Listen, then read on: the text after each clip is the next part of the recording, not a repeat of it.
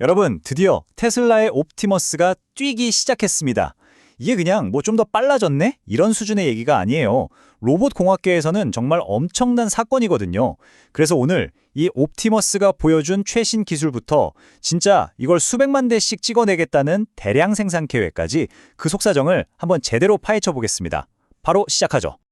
자, 이 영상 보세요. 그냥 뭐 로봇이 좀 뛰네? 이렇게 생각하실 수도 있어요. 그쵸? 근데 이게 보통 일이 아닙니다. 단순히 속도가 빨라졌다는 차원이 아니고요. 걷는 것과 뛰는 것의 가장 큰 차이가 뭔지 아세요? 바로 두 발이 모두 땅에서 떨어지는 순간이 있다는 거예요. 그 찰나의 순간에 넘어지지 않고 균형을 잡는다는 것. 이건 완전히 다른 레벨의 기술이 필요하다는 뜻이거든요.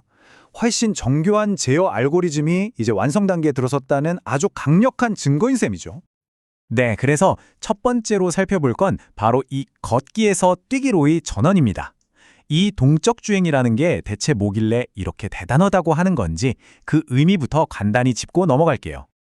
동적 주행, 그러니까 달리기는요, 말 그대로 두 발이 모두 공중에 뜨는 단계가 있는 거예요. 우리가 걸을 땐 항상 한 발은 땅에 닿아 있잖아요. 근데 뛸 땐 아니죠.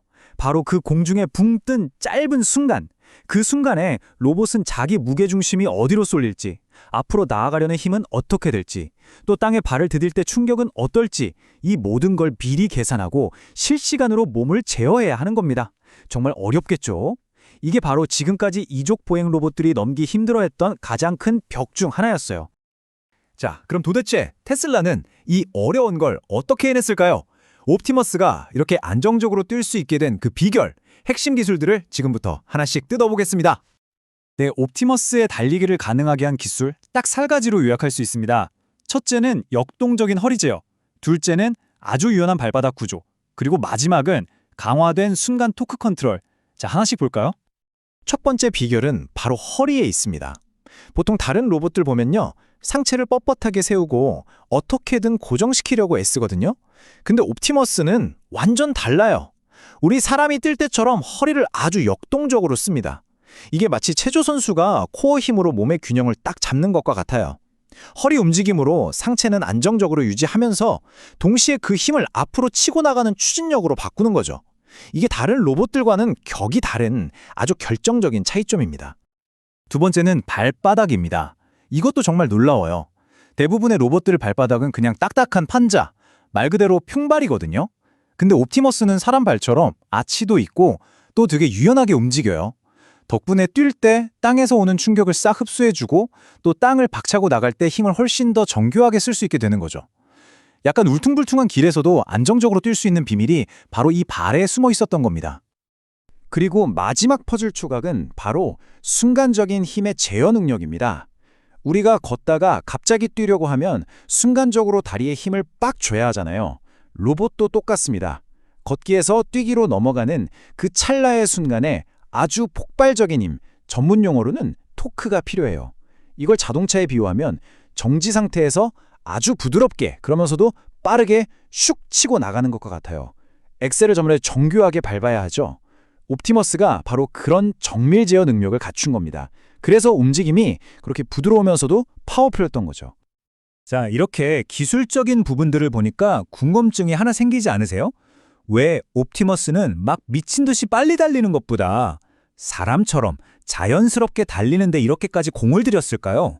여기에는 아주 중요한 설계 철학이 숨어 있습니다. 바로 인간다움이냐 아니면 초인적인 힘이냐 하는 문제죠. 지금 로봇 공학계를 보면요, 크게 두 가지 흐름이 있어요. 하나는 옵티머스처럼 안정성과 제어에 집중하는 방식이고, 다른 하나는 경쟁사들처럼 막 공중제비를 돌고 엄청난 속도를 내는 뭐랄까 폭발적인 성능을 과시하는 방식이죠.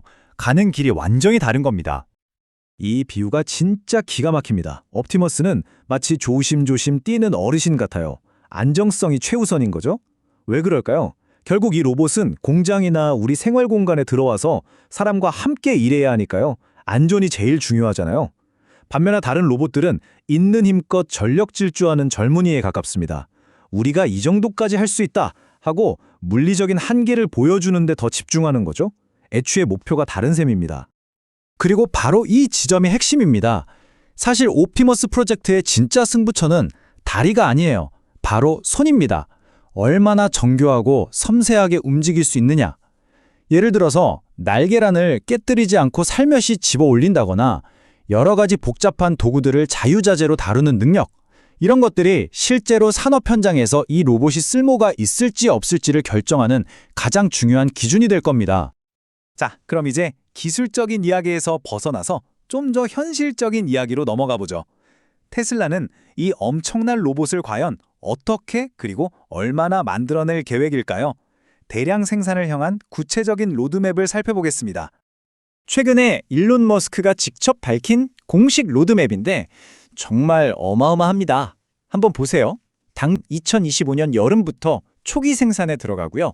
2026년에는 본격적인 대량 생산 체제에 돌입합니다. 여기서 끝이 아닙니다. 장기적으로는 수천만 대, 심지어 1억 대까지도 보고 있어요. 상상해 가시나요? 이게 그냥 말로만 하는 뜬구름 잡는 소리가 아니라는 증거가 있습니다. 이미 물밑 작업은 시작됐어요. 테슬라가 중국에 있는 핵심 부품 공급 업체들을 돌면서 공장 실사에 들어갔다는 정보가 나왔습니다.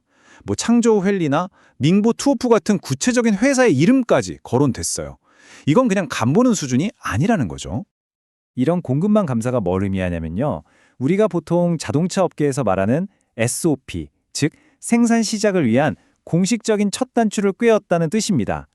부품을 납품할 회사를 정하고 승인하는 절차가 이미 시작됐다는 거거든요. 그러니까 2026년에 본격적으로 양산하겠다는 목표가 그냥 허언이 아니라 실제 스케줄에 맞춰 착착 진행되고 있다는 아주 강력한 신호로 볼 수 있는 겁니다. 물론 이렇게 큰 계획에는 항상 변수라는 게 있죠. 특히 리더십과 관련된 정치적인 리스크를 빼놓을 수 없습니다. 중립적인 시각에서 좀 짚어볼게요. 일론 머스크 본인은 최근에 정치에 개입하는 건 결국 결과가 좋지 않더라면서 앞으로는 엔지니어링과 제품 개발에만 집중하겠다는 뜻을 내비쳤어요. 하지만 또 외부에서는 트럼프 전 대통령이 머스크랑 다시 관계가 좋아졌다고 언급하는 등 정치 환경 자체가 워낙 복잡하잖아요.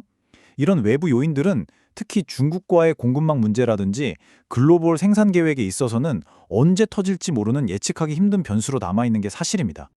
자, 그럼 지금까지 나온 이 모든 조각들을 한번 맞춰볼까요? 기술적인 도약, 구체적인 생산 계획, 그리고 약간의 변수들까지. 이 모든 걸 종합했을 때 옵티머스가 그리는 미래는 과연 어떤 모습일지 그 큰 그림을 정리하면서 마무리해보겠습니다. 오늘 이야기의 핵심 딱 3가지로 요약해드릴게요. 첫째, 옵티머스는 단순히 빨리 달리는 걸 넘어서 사람처럼 움직이는 기술적 도약을 이뤄냈다는 것. 이게 핵심 철학이고요. 둘째, 2026년 대량 생산이라는 목표가 더 이상 꿈이 아니라 실제 공급망 구축과 함께 현실로 다가오고 있다는 점.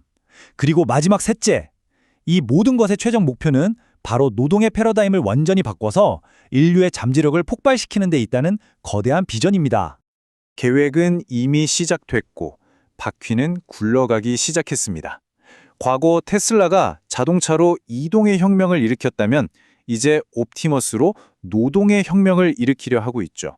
자, 이제 여러분께 질문을 던져봅니다. 만약 정말 이 계획대로 수백만, 수천만 대의 로봇들이 우리 일터로, 우리 삶 속으로 들어와 함께 일하기 시작한다면 세상은 그리고 우리의 삶은 과연 어떻게 변하게 될까요?